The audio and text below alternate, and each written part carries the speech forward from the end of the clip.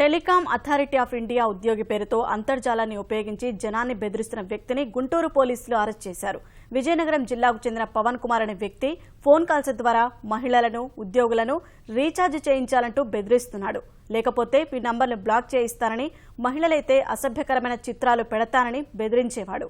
నగరపాలెం ఆదర్శ పోలీస్ స్టేషన్లో అతనిపై నమోదైన కేసు ప్రకారం అతన్ని అరెస్ట్ చేశారు.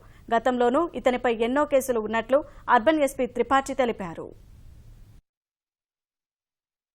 చేసి నా నంబర్కి రీఛార్జ్ చేయండి, రీఛార్జ్ చేయకపోతే వాళ్ళు సెల్ ఫోన్ సిమ్కి బ్లాక్ కూడా చేపిస్తున్నారు.